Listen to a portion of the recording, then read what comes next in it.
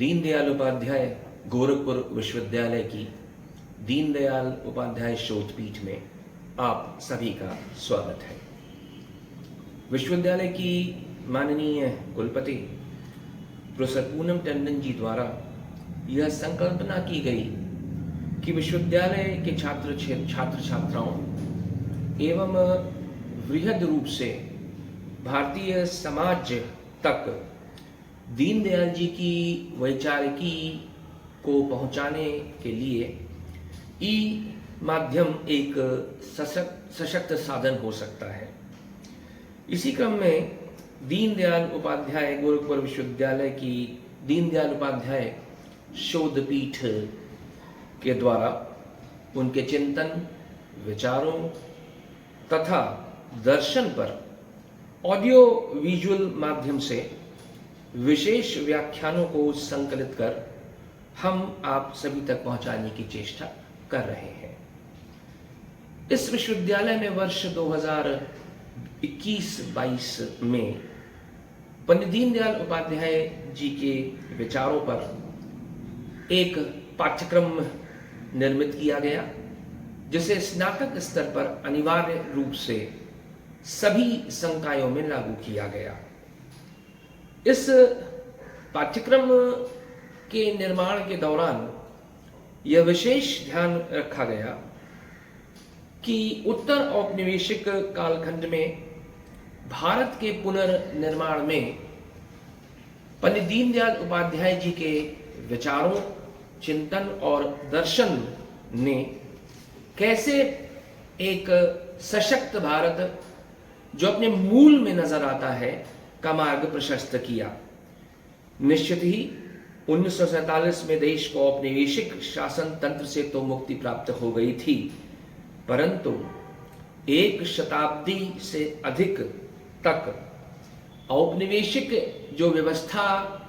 इस देश में चली, उसने देश के सांस्कृतिक मूल्यों पर जो आघात किए, जिसे हम ऐतिहासिक दृष्टिकोण से एक इंटेंजिबल डिस्ट्रक्शन का कालखंड कहते हैं या मानते हैं, उसने भारतीयता, भारत बोध और कुल मिलाकर के भारतीय चिंतन की जड़ों पर प्रहार किया। और 1947 के पश्चात राजनीतिक स्वतंत्रता के साथ साथ सबसे बड़ी चुनौती थी कि भारतीय जनमानस को इस औपनिवेशिकता की पश्चिमी मानसिकता से कैसे मुक्त किया जाए। पंडित दीनदयाल उपाध्याय जी का स्पष्ट मत था कि यदि किसी राष्ट्र को समाप्त करना है तो उसकी संस्कृति को नष्ट कर दो। उसकी संस्कृति नष्ट होगी, राष्ट्र स्वतः अपने मूल में नष्ट हो जाएगा और उसे पहचानना नामुमकिन हो जाएगा। अतः उनका यह दृढ़ विश्वास था कि भारतीय मूल्यों को पुनर्स्थापित करने के लिए यह आवश्यक है कि जो भारतीय जहनों का औपनिवेशीकरण हुआ है एक प्रचुर मात्रा में, उस औपनिवेशीकरण की जहनी मानसिकता से भारतीयों को बाहर ला करके और भारतीय मूल्य और भारत बोध तथा भारत की मान्यताएं, भारत के जो बड़े प्राच्यकाल से चलती हुई विधाएं हैं, उन्हें कैसे पुनर्स्थापित किया जाए और एक अखंड और सशक्त भारत का निर्माण सुनिश्चित किया जाए भविष्य में। इसी वैचारिकी के साथ वे मानव को केंद्र में रखते हुए मानव के उत्थान, समाज के उत्थान और राष्ट्र उत्थान की अवधारणा को स्थापित करते हैं तथा अपने चिंतन के द्वारा वे भारतीयों को यह संदेश सशक्त रूप से देते हैं कि उसी के माध्यम से या उसी को आत्मसात करके भारत अपने भविष्य का निर्माण करने का कार्य कर सकता है। आज निश्चित तौर से कहा जा सकता है कि वैश्विक प्रतिस्पर्धा के दौर में युवा भारतीय पीढ़ी पहले से कहीं अधिक वैश्विक संस्कृति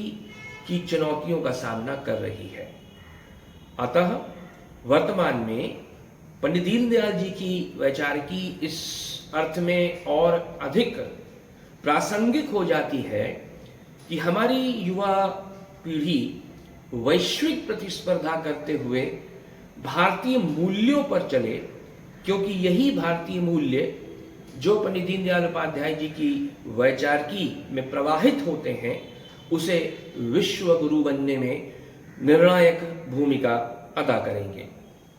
इस व्याख्यानमाला के पहले चरण में विश्वविद्यालय के विभिन्न विभागों के सम्मानित शिक्षक बंधुओं द्वारा पंडित दीनदयाल जी के महत्वपूर्ण चिंतन जैसे एकात्म मानववाद, राष्ट्र तथा राज्य की अवधारणा, भारतीय दर्शन में स्व का विचार, भारतीय परंपरा में गुरु की अवधारणा, एकात्म मानववाद के आधारभूत सिद्धांत, राष्ट्र निर्माण में ऊर्जा के स्रोत, राष्ट्र मिथक एवं पूर्वाग्रह, एकात्म मानववाद एवं शिक्षा, धर्म एवं रिलीजन अंतर्भेद जैसे महत्वपूर्ण विषयों पर विचार प्रकट किए गए हैं। आशा है हम सभी इससे लाभान्वित होंगे। नमस्कार।